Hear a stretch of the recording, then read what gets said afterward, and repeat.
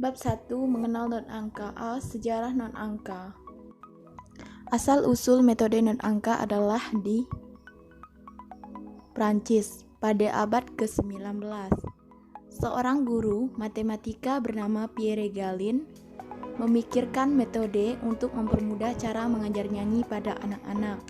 Tahun 1818 ia menerbitkan buku mengenai musik. Kemudian Gallien bekerja sama dengan seorang siswa bernama Aimé Paris dan adiknya Nanine Paris dan suaminya bernama Emilie Sykes. Meski di Eropa menjelang akhir abad ke-19 ditinggalkan, namun di Indonesia tetap bertahan. Alasan utama karena dengan mudah dan murah dapat ditulis not, misalnya dengan mesin tik. Sedangkan menulis dengan rapi atau mencetak not balok jauh lebih sulit. Alasan lain ialah bahwa not angka merupakan suatu metode ideal untuk melatih pendengaran aktif waktu membaca angka atau nada. Misalnya nada 1, 2, 3 secara otomatis muncul dari kepala, yaitu do, re, mi. Berbeda dengan not balok yang mampu menulis sampai 7 oktav, notasi angka hanya bisa meliputi 3 oktav saja, yaitu oktav rendah, oktav sedang, dan oktav atas. Dari contoh di atas tersebut jelas bahwa not angka dengan titik di bawah not adalah not rendah, not tanpa titik adalah not sedang, dan titik di atas adalah not tinggi. Sub 2. Start. Apabila kita merencanakan untuk berangkat ke suatu tempat, tentulah kita memikirkan kapan kita berangkat dan dari mana. Kita dengan kata lain berbicara tentang waktu dan ruang. Seseorang yang belum tahu bernyanyi mungkin akan belajar bernyanyi atau mengambil les, tapi dia tidak tahu bahwa belajar menyanyi walaupun kedengarannya gampang namun tidak semudah yang dibayangkan. Dia harus belajar membaca not atau menirukan kaset. Katakan saja, jika dia akan mengambil not angka, dia akan mulai dengan angka 1. Padahal lebih baik apabila dia belajar mulai dari nada tengah dan suaranya tidak terlalu tinggi dan tidak terlalu rendah. Dalam musik ada 3 macam not, yakni not angka, not balok, dan not Gregorian. Not angka adalah not yang paling lazim digunakan dalam menyanyi, baik solo paduan suara. Ada 7 nada pokok yang dilambangkan dengan angka 1, 2, 3, 4, 5, 6, 7, do, re, mi, fa, sol, la, si, do. Dan 0 sebagai tanda diam atau sebagai tanda untuk istirahat. Adapun ucapan do, re, mi, fa, sol, la, si, do tersebut berasal dari suku kata paling awal dari kalimat-kalimat Jaime Johannes Cip. Not di samping memiliki tinggi rendah dan frekuensi getaran tertentu. Not yang paling tinggi adalah 7, yaitu si, yang paling rendah adalah do. Urutan tinggi rendahnya nada disebut tangga nada. Sub 3. Tangga nada. Tangga nada adalah deretan atau urutan-urutan nada dari yang rendah sampai tinggi dan sebaliknya.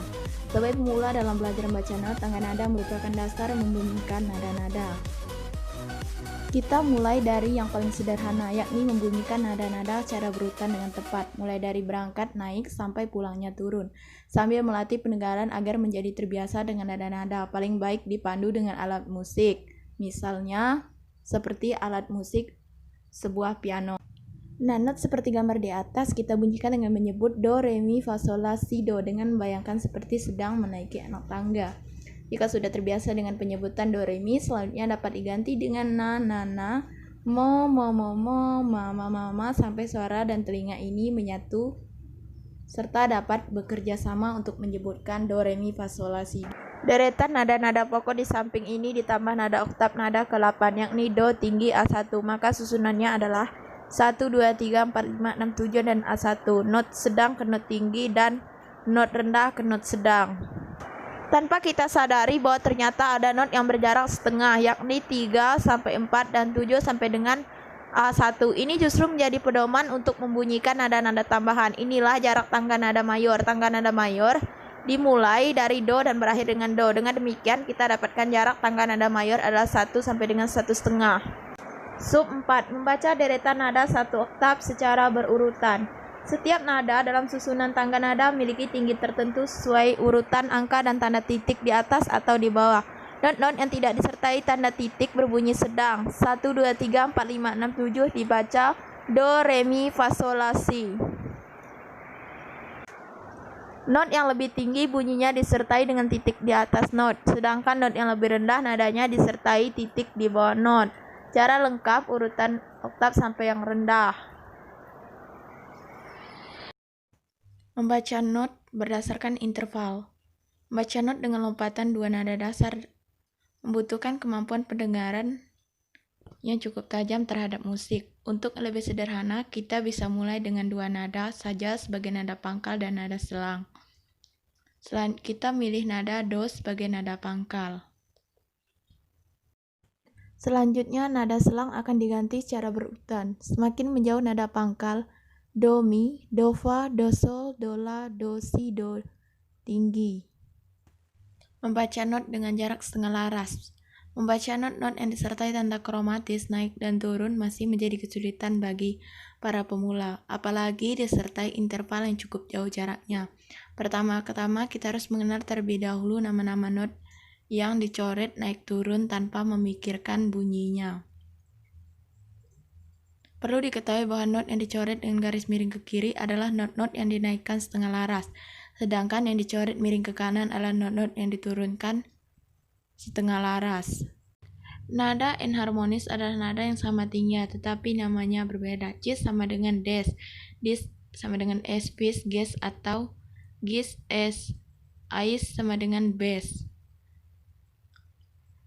Akor mayor itu berbunyi sama. Baiklah, demikian materi saya. Bab pertama yaitu memuat 4 sub di dalamnya. Terima kasih.